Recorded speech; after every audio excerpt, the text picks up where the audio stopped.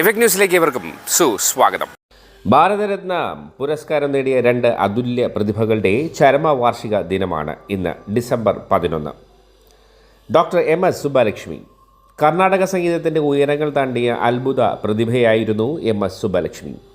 പുരുഷന്മാർ ആധിപത്യം സ്ഥാപിച്ചിരുന്ന കർണാടക സംഗീത രംഗത്തേക്ക് സധൈര്യം കടന്നുവന്ന സംഗീതശുദ്ധി കൊണ്ട് മാത്രം നേട്ടങ്ങൾ കൊയ്തെടുത്ത ഇതിഹാസമായിരുന്നു MS സുബ്ബലക്ഷ്മി.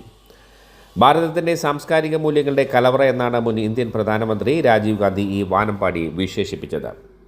വൃന്ദാവനത്തിലെ തുളസി എന്നായിരുന്നു നമ്മുടെ രാഷ്ട്രപിതാവ് മഹാത്മാഗാന്ധി അവരെ സംബോധന ചെയ്തത്. തമിഴ്നാട്ടിലെ മധുരയിൽ പരമ്പരാഗത സംഗീത കുടുംബത്തിൽ 1916 സെപ്റ്റംബർ 16 സുബ്ബലക്ഷ്മിയുടെ ജനനം. പിതാവായ മധുരൈ ഷൺമുഖ വടിവ്, ശ്രീനിവാസ അയ്യങ്കാർ, ചെമ്മാങ്കുടി ശ്രീനിവാസ അയ്യർ എന്നിവരുടെ കീഴിലായിരുന്നു ശിക്ഷണം. 17-ാം വയസ്സിൽ മദ്രാസ് സംഗീത അക്കാദമിയിലെ കച്ചേരിയോടെയാണ് സുബ്ബലക്ഷ്മി പൊതുരംഗത്ത് അറിയപ്പെടാൻ തുടങ്ങിയത്. ഒട്ടേറെ ദേശീയ അന്താരാഷ്ട്ര വേദികൾ പാടാനുള്ള അവസരം സുബ്ബലക്ഷ്മിക്ക് ലഭിച്ചിരുന്നു. 1966 ഐക്യരാഷ്ട്രസഭാ ദിനത്തിൽ പൊതുസഭയ്ക്ക് മുന്നിൽ പാടാനും അവർക്ക് സാധിച്ചു. രാജ്യാന്തര വേദികളിൽ ഇന്ത്യയുടെ സാംസ്കാരിക അംബാസഡറായി സുബ്ബലക്ഷ്മി അറിയപ്പെട്ടു. 1998 പരമോന്നത ബഹുമതിയായ ഭാരതരത്നം നൽകി രാഷ്ട്രം MS സുബ്ബലക്ഷ്മിയെ ആദരിച്ചു. 2004 ഡിസംബർ 11 സുബ്ബലക്ഷ്മി അന്തരിച്ചു.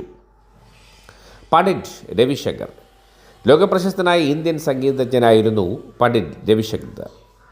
ബനാറസിലെ ഒരു ബംഗാളി കുടുംബത്തിൽ 1920 ഏപ്രിൽ 7 അദ്ദേഹത്തിൻ്റെ ജനനം. പൗരസ്ത്യ പാശ്ചാത്യ സംഗീത ശാഖകളെ തൻ്റെ സിത്താർ വാദനത്തിലൂടെ ഇണക്കി ചേർക്കാൻ അദ്ദേഹത്തിന് സാധിച്ചു. 1999 ഭാരതത്തിൻ്റെ പരമോന്നത സിവിലിയൻ ബഹുമതിയായ ഭാരതരത്നം നൽകി രാഷ്ട്രം അദ്ദേഹത്തെ ആദരിച്ചു.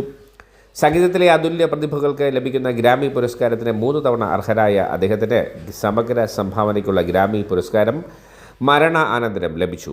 ഗാന്ധി സിനിമയുടെ പശ്ചാത്തല സംഗീതം നിർവഹിച്ചതിന് പണ്ഡിറ്റ് രവിശങ്കറിന് ഓസ്കർ നാമനിർദ്ദേശം ലഭിച്ചിട്ടുണ്ട്. 1986 മുതൽ 1992 വരെ പണ്ഡിറ്റ് രവിശങ്കർ രാജ്യസഭാ അംഗമായിരുന്നു. മൈ ലൈഫ് മൈ മ്യൂസിക് എന്നായിരുന്നു രവിശങ്കർ രചിച്ച ആത്മകഥയുടെ പേര്.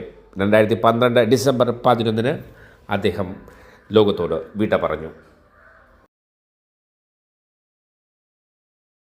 മറ്റൊരു വാർത്തയുമായി വീണ്ടും കണ്ടുമുട്ടുന്നതുവരെ ഏവർക്കും നന്ദി, നമസ്കാരം.